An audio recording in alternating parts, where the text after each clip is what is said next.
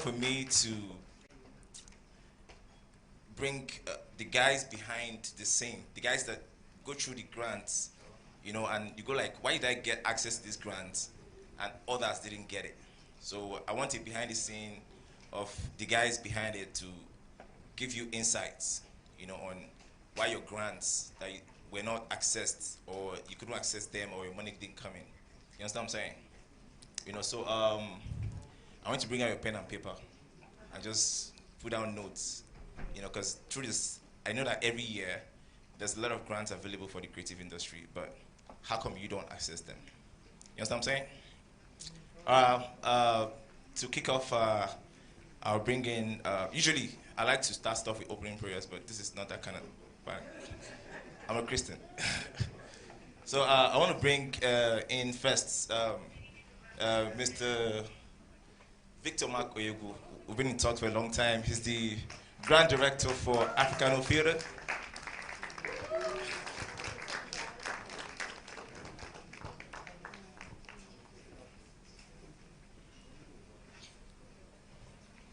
Thanks for coming, boss.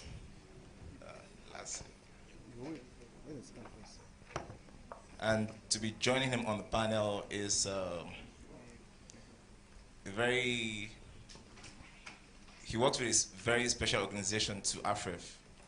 And we're very happy to have him on the panel. The U.S. missions have been very good friends with us. Ladies and gentlemen, put your hands together for Mr. Madison Connolly. He's the Cultural Affairs Officer for U.S. missions in Nigeria.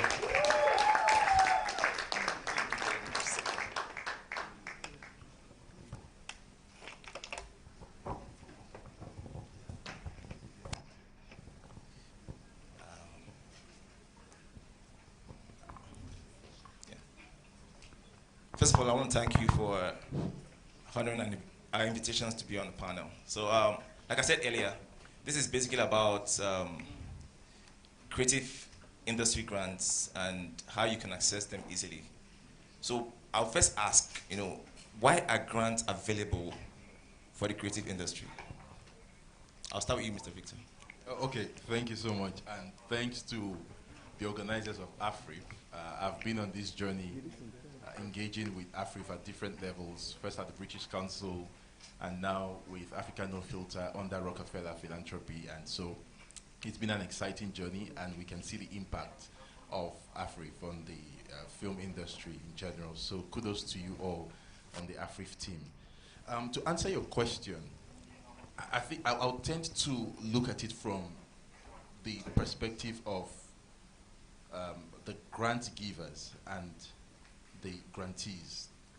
And that's how I would answer. The reason why there are grants is because the grant givers need to create impact. They've got objectives, they've got mission, and they cannot do that themselves. Okay, so their reach is limited, and that brings up the need to have grants given to grantees who have a wider reach, who can bring in more diversity, who can bring in more perspectives. It's still the same objective. The mission is still the same, but you're approaching it, from different angles, and you're having the benefit of, a wider team of people who you're going to give money to, like a third party, to go deliver, your objectives and ensure that, there's wider reach. So basically, that's the perspective of the grants from the grant givers, and then from those who receive the grants, the grantees. There's a need for grants because their resources are also limited, and there's a need to get this extra push and extra support from organizations that issue grants. So I'll answer it from those two perspectives. I'd like to dive in on that a little bit. Sure, happy to be here, and let me just say congratulations to AFRIF for the amazing art and the passion that we've seen these past few days. And I'm going to begin. I'm going to talk a little bit about passion later, but first of all, I concur completely with what Victor said about why are there grants for cultural activities. And from the U.S. Embassy's perspective, we are very clear that we are guests in Nigeria as a foreign embassy. However, at the same time, it's in our judgment we share a lot of the same values as Nigerians do. And so when we give a grant, it's because we see an opportunity and a mutual interest there. So we could talk about what kinds of values those include. It could be climate change, for example.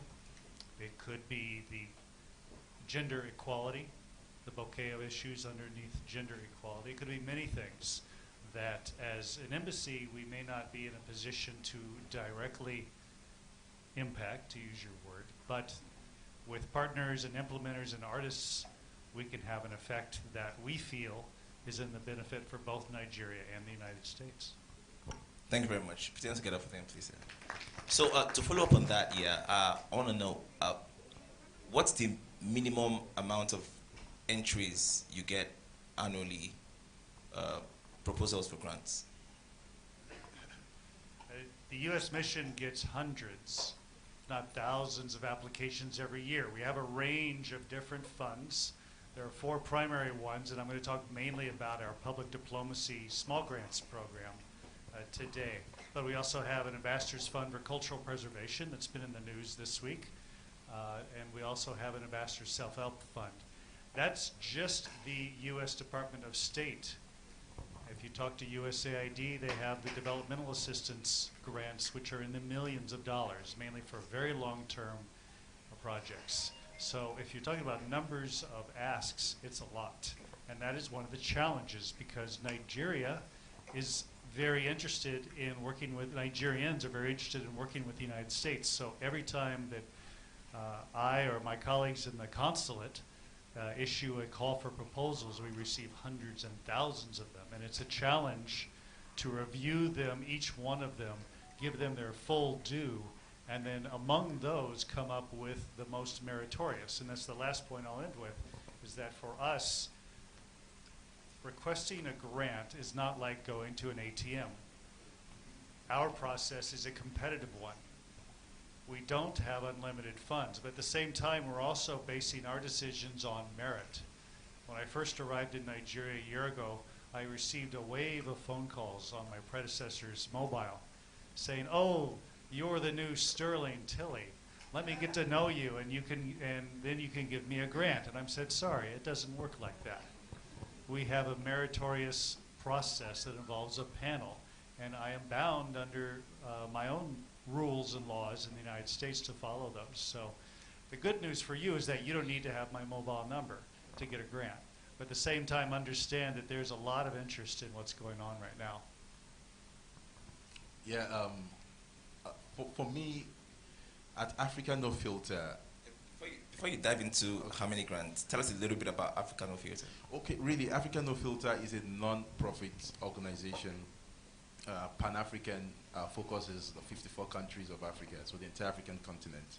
And we've been set up to, our mission is really to cultivate an environment where storytellers are able to push back on negative stereotypes about Africa and within Africa. So it's about the interrelationships between African countries and the way the rest of the world engages with Africa. So our focus is to ensure that storytellers are empowered through grants, through connection to networks and communities and other capacity building activities, just to ensure that they are in a better position to tell the kind of stories that we want to typify the continent of Africa. Now, to your question about numbers, we tend to make an average of $1 million grants annually. And we break this down in cycles. And we do between 2 to 3 cycles, depending on the administrative, how we are able to sort it out administratively. The cycle we just ended in September, we had close to 4,000 applications. And if you multiply that by 3 cycles in a year, that gives you 12,000 applications. And if it's a year we do 2 cycles, then that's about 8,000 applications. So that's a huge number of applications we receive. But then it's quite understandable. Madison talked about Nigeria focus, but we are focused, across. So we receive applications from virtually all the countries of Africa, and also Africans in the diaspora.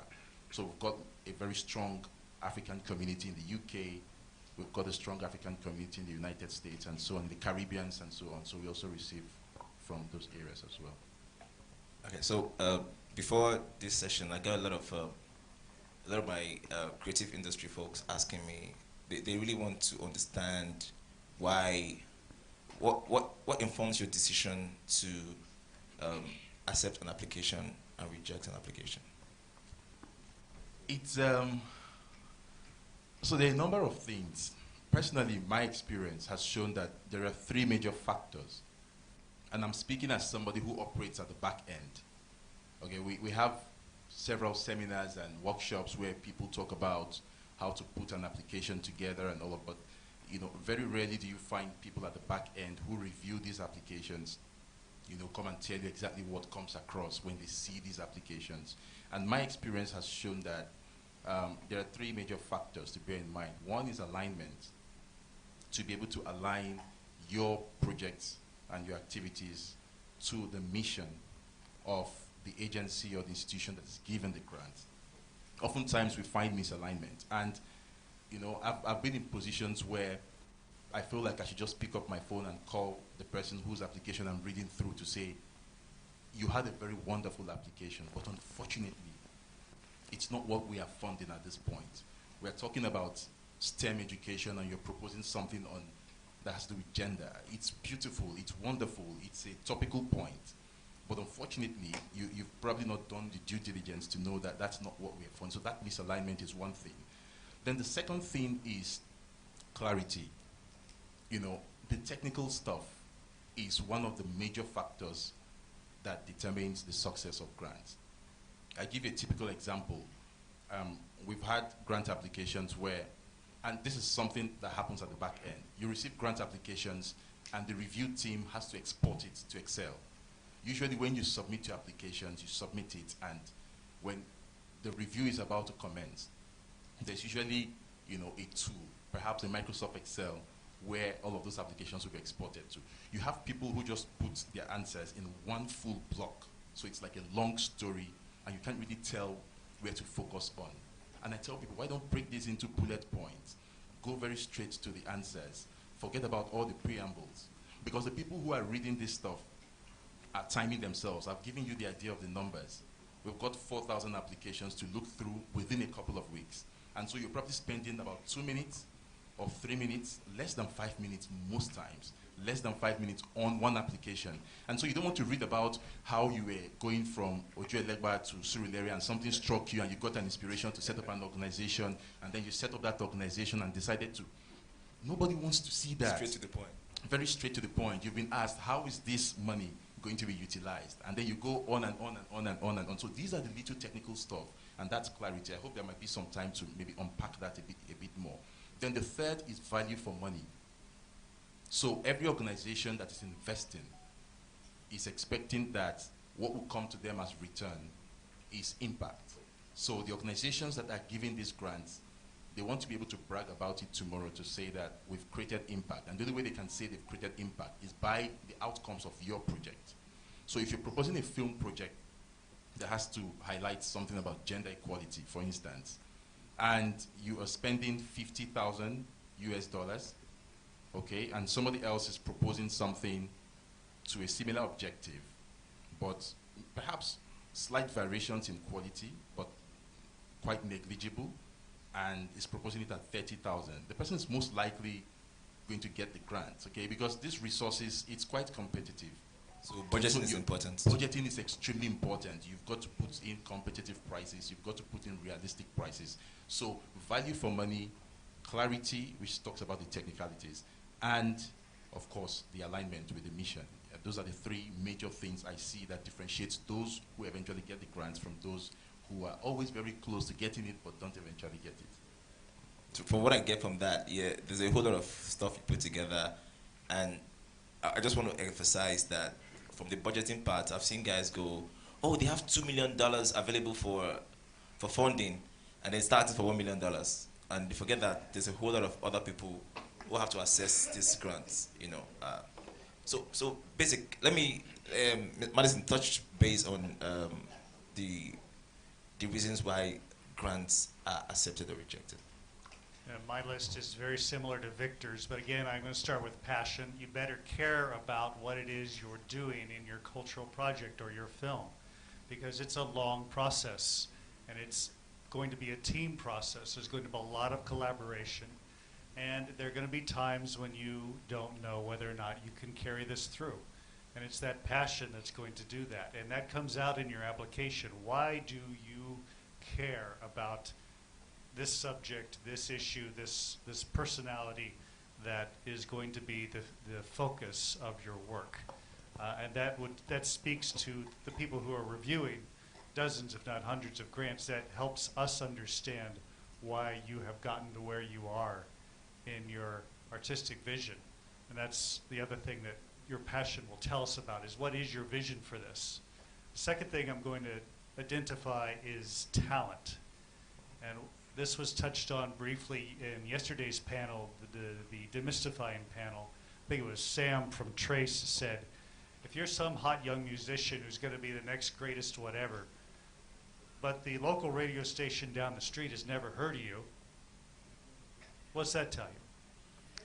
So if you have this passion, and let's say you're passionate about women entering politics and taking positions of leadership, but you've never run for office, you've never been in a campaign, you've never participated at any level, even at the most local level, then I'm going to wonder if your film about a woman candidate is going to actually be that well informed.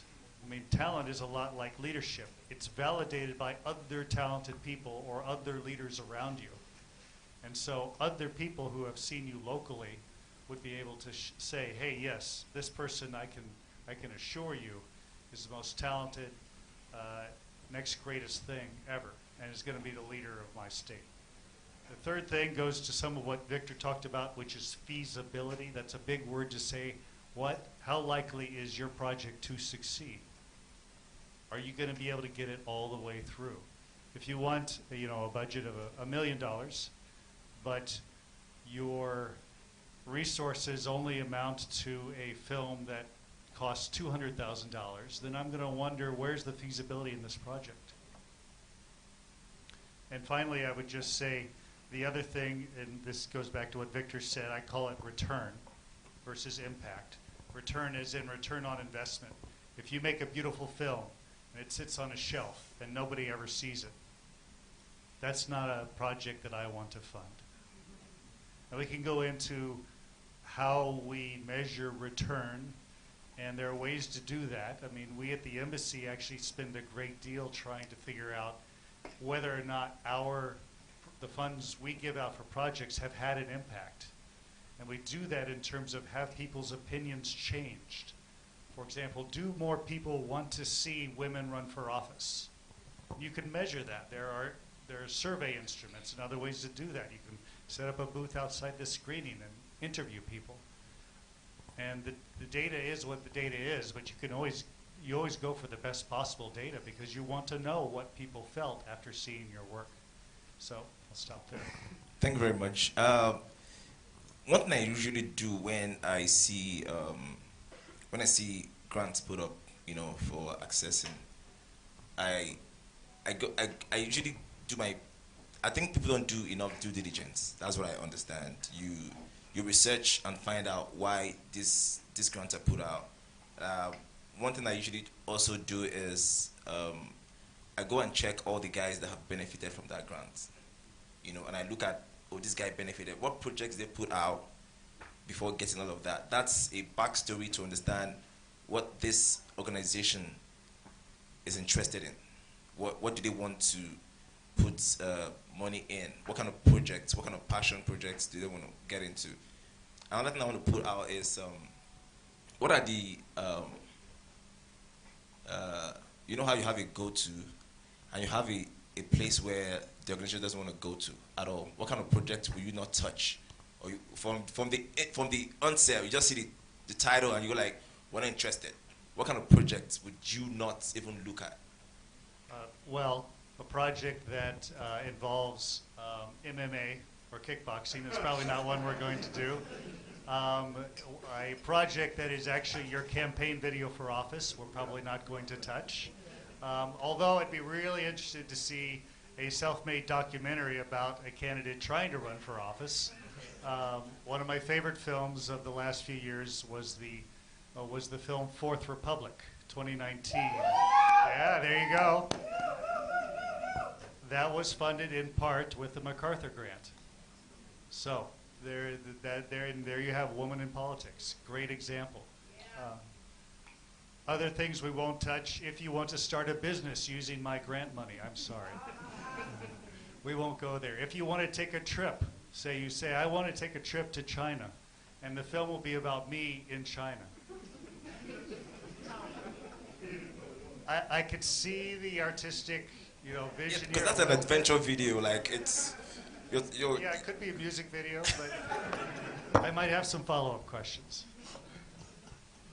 Okay, I think ours is pretty simple because we're out to push back on negative stereotypes, how Africa has been, stereotyped, basically.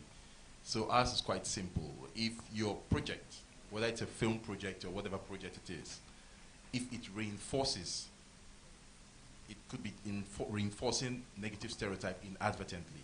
So you've got to understand that, you've got to understand what the mission of Africa No Filter is. And if your project happens to reinforce the narratives that Africa is a place that lacks agency, ridden with poverty, diseases, corruption, conflict, and violence. Okay, so the storyline of your project, of your film or documentary could touch on these, things, these factors I've mentioned, but the end point, there has to be a story that is a clear departure from how the rest of the world, has always perceived Africa. And so we don't want to reinforce the ways that Africa has been portrayed over time. We want to have a refreshing Africa. We want to have refreshing narratives about the continent. And so we are not going to touch any project that seems to be reinforcing. It could even be, consciously reinforcing those, stereotypes. But if it's doing that in any way or form, we don't want to touch it. Thank you very much. Let me follow up on that a little bit for African Ofita.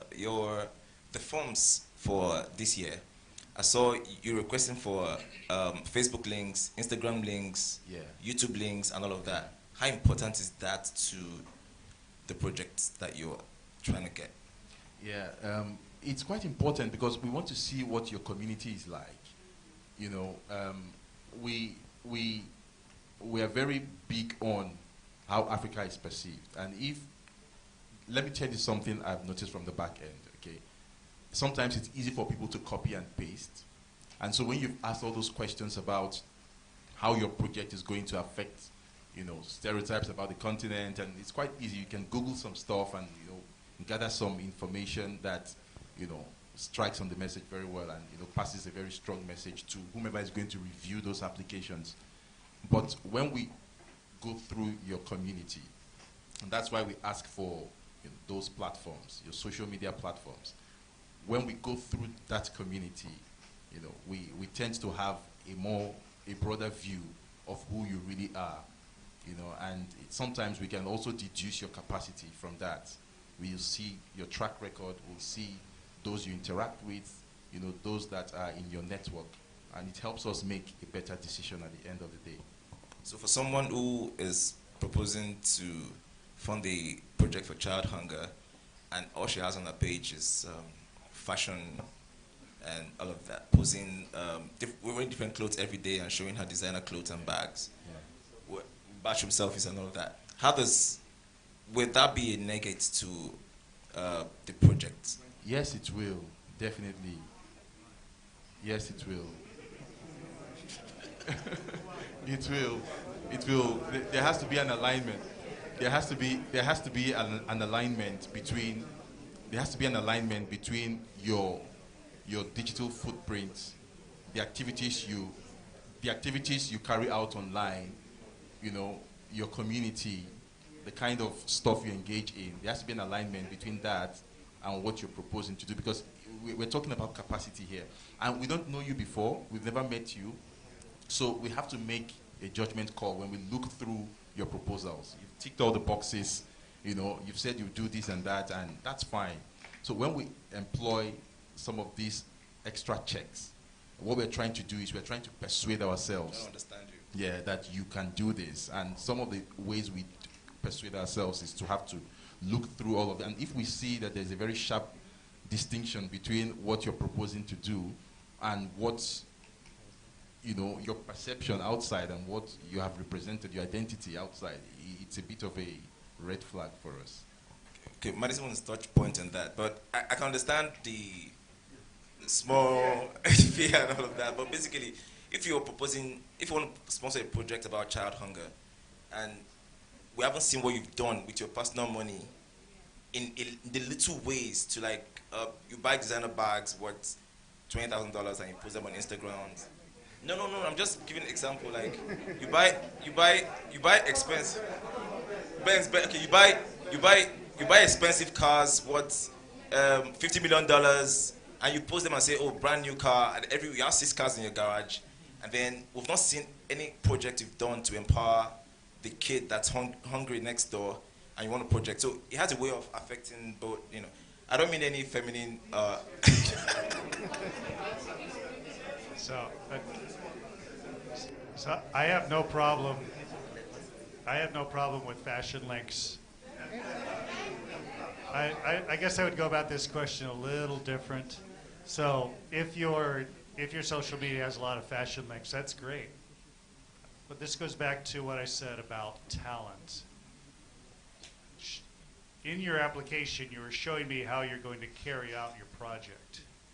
Part of that is organizing yourself.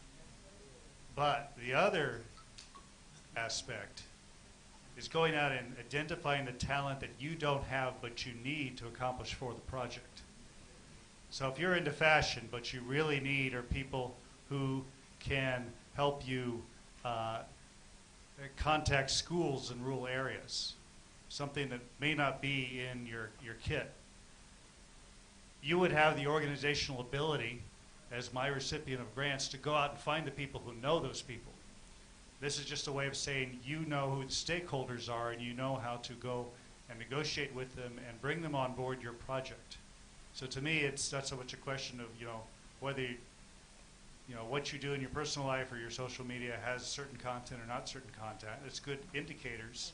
However, there's another step here, which is, do you have the ability, not just within your own talent and resources, but to get others to believe in your project and bring them on board, because you're going to need all the talent that you need for your project.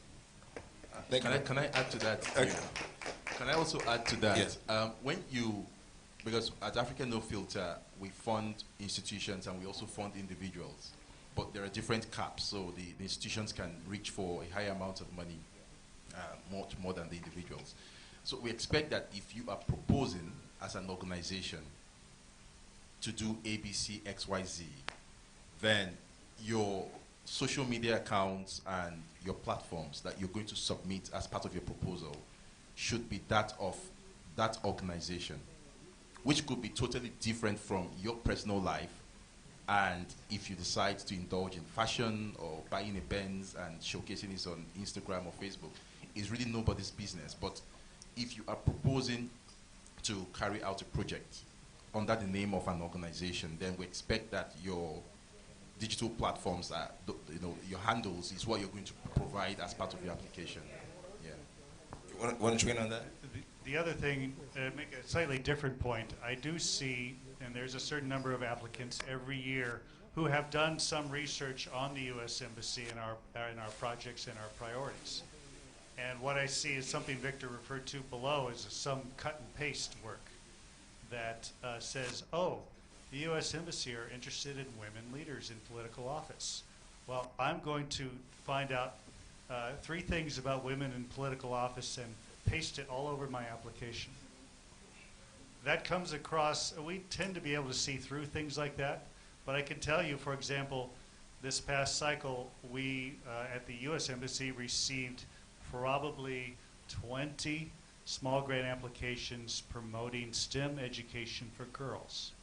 Now, I'm all for STEM education for girls, but many of the applications did what I suggested in terms of cut and pasting from other documents, and they fell down on their merits. So again, this goes back to, first of all, your passion. You have to believe in this, and it shows if this is really more you trying to tell me what I think I want. And also your ability to look at a situation and innovate and recruit the talent to go at STEM education for girls in a way that I've never heard of before. So I'd just leave it at that. I think we should probably. Yeah. I'm going to throw this to the audience right now. Any questions, please? Microphone.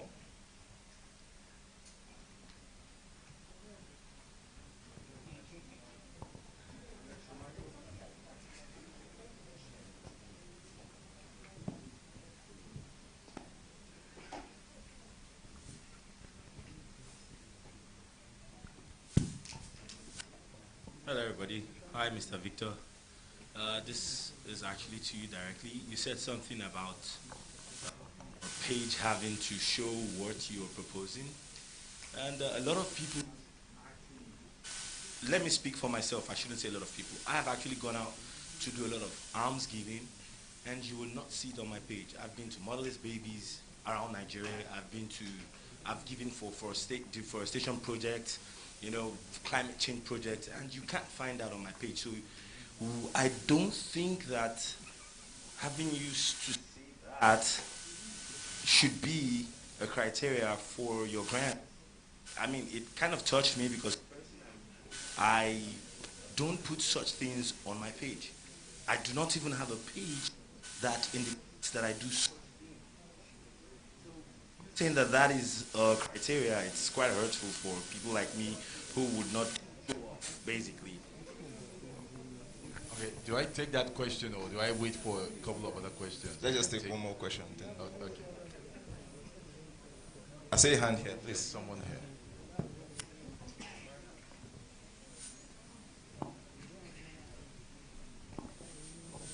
Let's take the. Hi, my name is Somto, and my question is, can you shed a bit of light on the modalities of, let's say, agreements or kind of contracts that you have with the people that you fund or you offer these grants to? Like, there might be situations where, this project is being funded, but there are some cases where there are in some of the terms you have to still exchange things like maybe IP or a percentage of the profit. So I would just like to know if there are any of those such agreements for Africa No Filter and for the US mission. Any other questions? Yeah.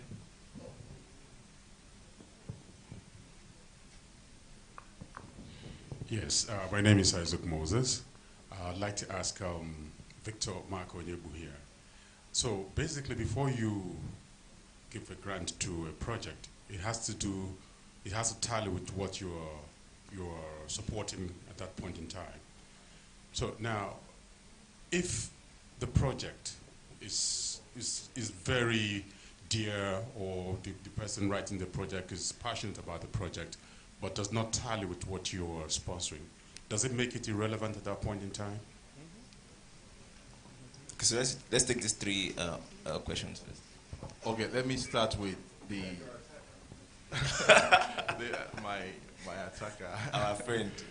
Okay, I understand what you're saying, and first of all, the kind of projects we fund at Africa No Filter, are projects that push back on stereotypical narratives negative stereotypical narratives about Africa. But then I think I also try to clarify my response after Madison spoke to say that we are not making our decisions solely on the basis of what we see on your social media platforms. Now, we've had applications where people say that they do not have a social media platform, but they probably have a website, and so what we check on social media is an add-on. Let me give you an example. You're proposing to do an activity, and you claim that you have a target audience of, say, 1,000 people to be reached both digitally and face-to-face, maybe 200 people, okay? Now, when we have looked through your application, it's beautiful, it's splendid, but how do we know you have the capacity to reach 1,000 people digitally? Digital platforms, Facebook, Instagram, streaming it on YouTube, and so on and so forth.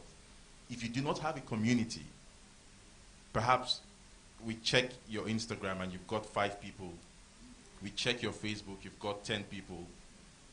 Maybe you have a page on YouTube and whatever, and you've got maybe 10 subscribers. But then you have proposed and you have said you want to reach 1,000 people.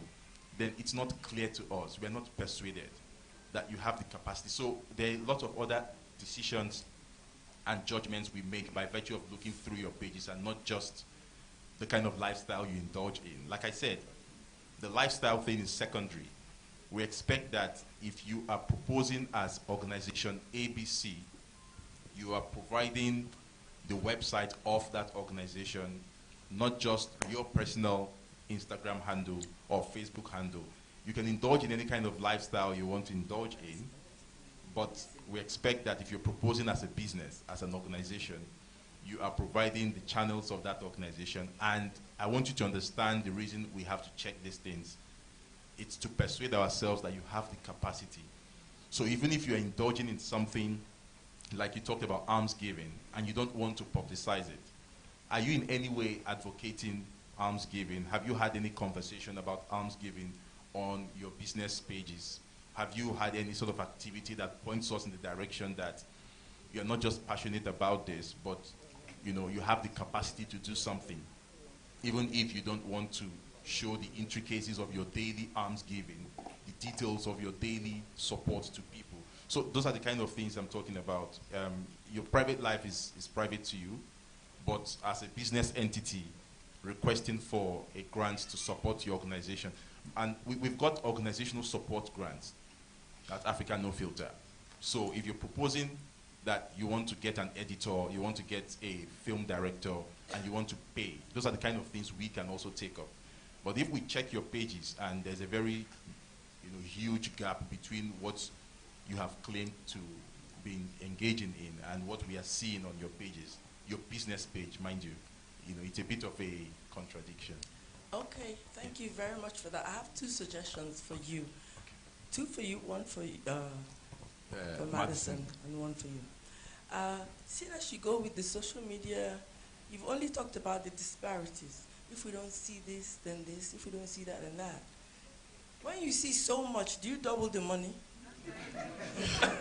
I suggest you double the money. When you go and you see, everything checks out, and checks out beyond your expectations, you should say, let me do so much more for this person. That's one. The second one is to let the people here know before you leave what different grant proposals you have coming up, so that they're also well prepared, and it's a good avenue for them for being here also.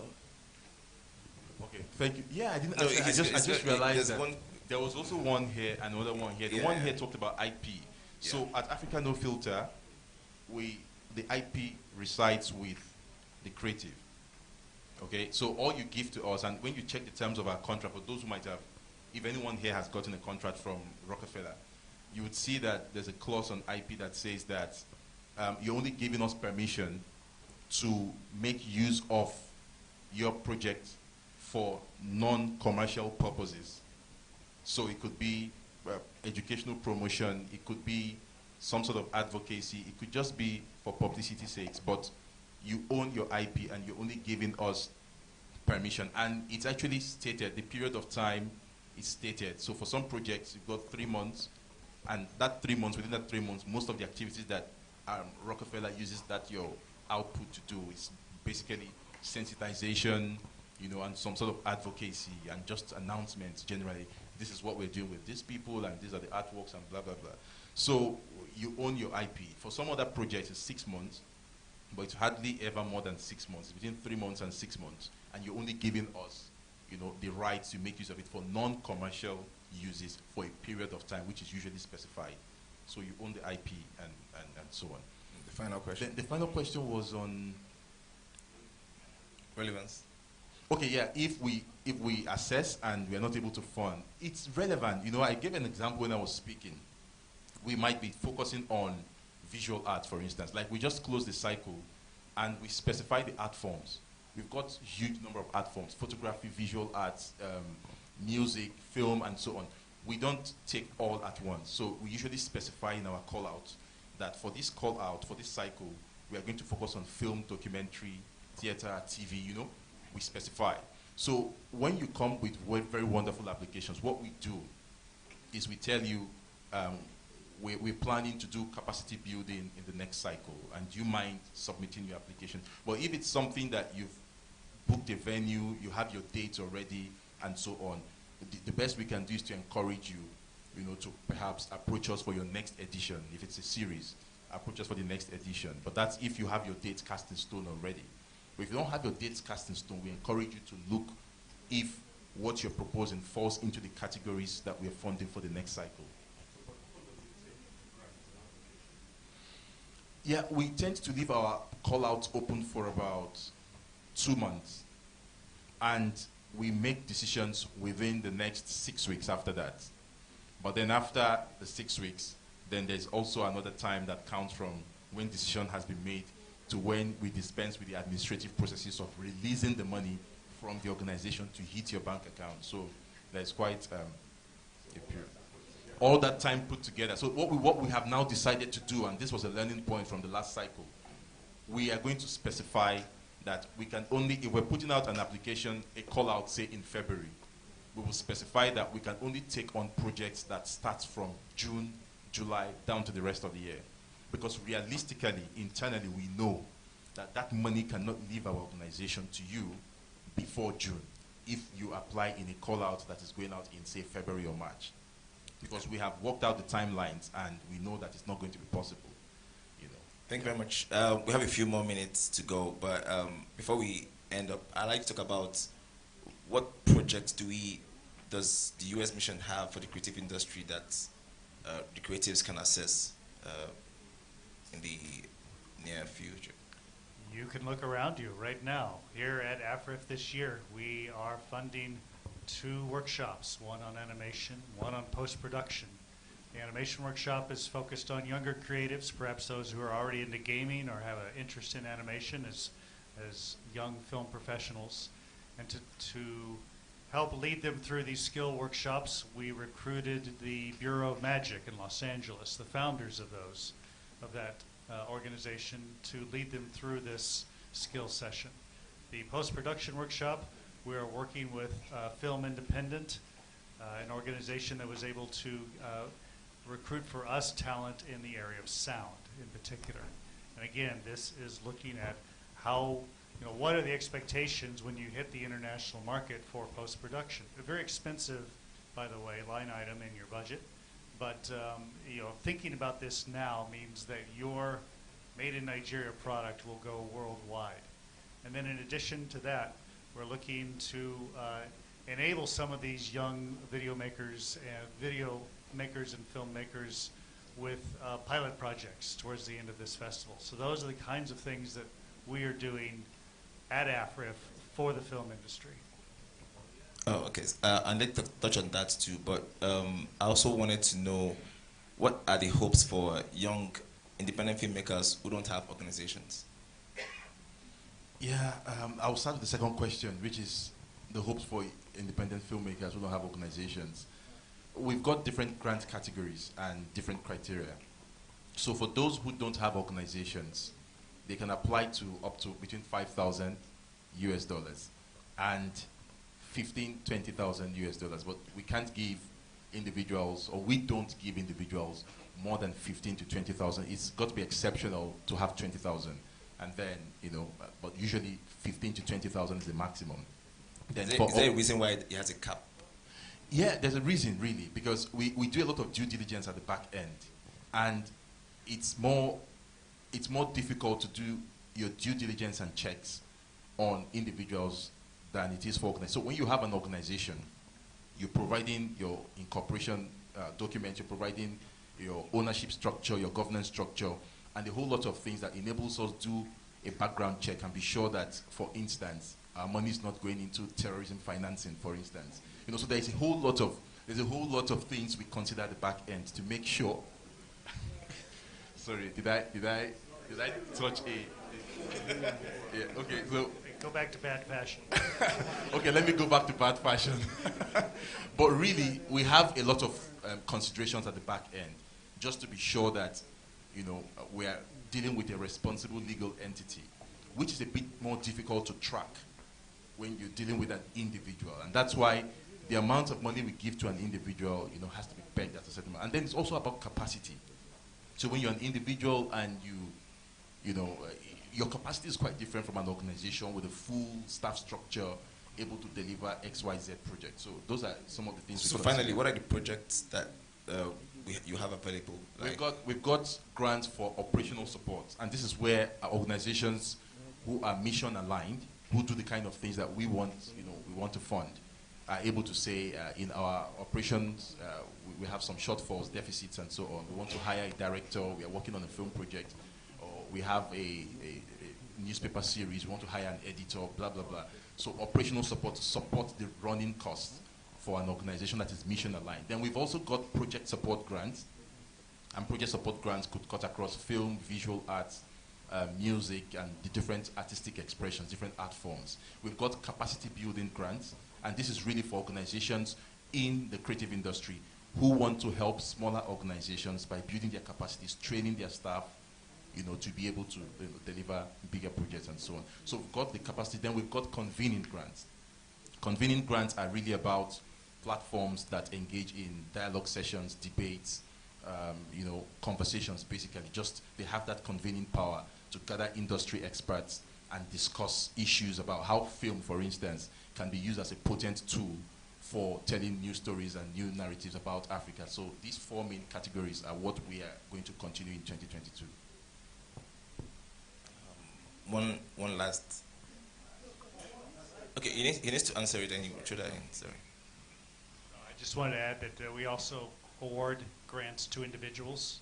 We look at the same ability of the individual to carry out their grant, but we don't have quite the categories, but we are definitely more project-oriented. And in general, we're not looking to sustain organizations over long periods of time. So sustainability is a very important quality in your project proposal to the U.S. mission. So I have kind of two questions. One very technical, I think. One question. Helpful for everybody, which is sometimes grant applications can seem quite complex and so on. How important is it that every piece is answered accurately or thoroughly to your processes and in general?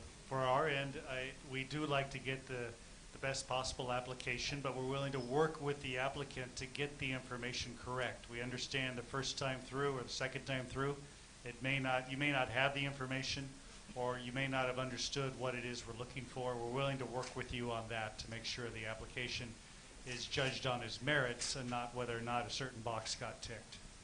1 minute. Just to light on that. Yeah, same thing with us as well. We've had instances where we've had to give a grantee a smaller amount and say, this is just to help build your capacity to be able to apply for the bigger amount, you know, later. So I think it's quite the same reason. But I'll just give you an example very quickly. You have people sometimes who apply for grants, very beautiful proposals, and you're asking for budget, okay? And they put the budget in a Google Drive, and when you click on the link, it takes you to the drive, and you request for permission, and for the next 2 days, you haven't got permission. So these are just the little things, very small things. And somebody who is dealing with, say, 100, 200 grants for, say, 3 days. Yeah, requesting for passport. Yeah. And guess what? That could actually be the best application on your table. Just can't spend. But just little stuff like that. So these are the little things. So make it as easy as possible. Yeah, just make it as easy. Always think about the person who is reviewing and put yourself in the shoes of the person who is going to review it. Thank you very much. So, am I permitted to still have? Because that wasn't a question. I wanted everybody to hear that. Those one answers. One question. So for both of you, I mean, grant making is an interesting thing, right? You're looking at people's proposals and ideas. Just to hear from each of you individually, what's been your favorite project or one of your favorite projects and why? You funded or through your mission? Yeah. Okay, so there's a decision we just made now to fund an organization. You know, it's Africans in Diaspora. But what they're trying to explore is how Afrobeat. We talk about Afrobeat. You put on your TV channels and you see, you know, music is wonderful in Nigeria. It has told stories globally. And what they're trying to explore is how Afrobeats, okay, can be used as a potent medium to tell better stories about Africa. It's just a conversation. Now they're having music producers, they're having musicians themselves, they're having people along the value chain of the music industry coming to sit down and have these conversations. Now, you don't have, you know, these kinds of conversations every time. We know it's there, but we need to have the conversations and know how we can exploit that potential much more to tell a different story about Africa. So these are the kinds of, you know, creative conversations that we can fund. Oh, 1 minute in that, yeah. So my projects tend to focus on bringing young people, perhaps those who haven't had exposure to the arts, into the art spaces, and so that they can maybe encounter art for the first time. So right now in Abuja, I turned a grant that was mainly about gallery owners getting together with other gallery owners and seeing art together into a project that would bring school kids at the primary level from Abuja's, you know, the outskirts of Abuja into the city, into art spaces where they could meet artists, go to theaters, what few we have, the galleries, talk to real artists. And for many of these children, this is the first time that they've actually met a living artist and can have a conversation with that person. Well, where does this take us? Well, this means that these kids not only grow up with some arts appreciation, but their parents and their family may suddenly become the next people to walk into that gallery or that theater or that literary salon, wonderful Abuja Literary Society, and those events. We have a problem in Abuja where we're too small. And so it's building that critical mass of people who appreciate art that can demand for greater arts infrastructure, which we don't have currently in Abuja, and can help artists survive. Because we have wonderful artists in Abuja, as you all know, some of whom may be here, but they simply can't make the living like they might here in Lagos. Thank you very much, Mr. Victor, Mr. Madison. To assess your website, what's your website, please, for everyone to hear?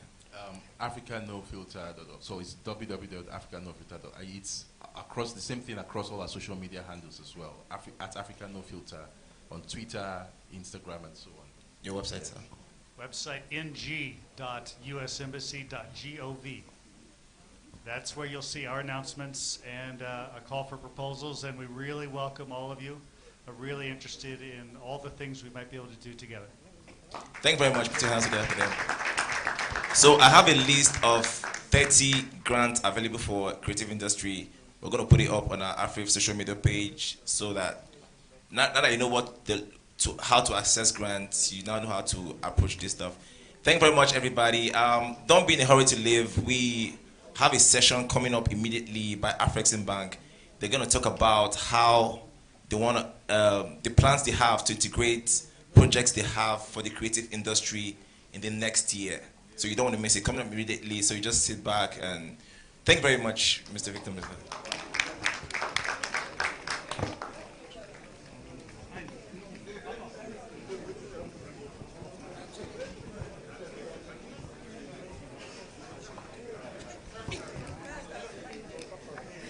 The next session is very important. It's courtesy of the Afrexim Bank. And they have announced that they have $500 million to filmmakers in the next year. We want to ask them directly how we can access that. So please just stay. It's not going to be a very long session. It's going to be very direct.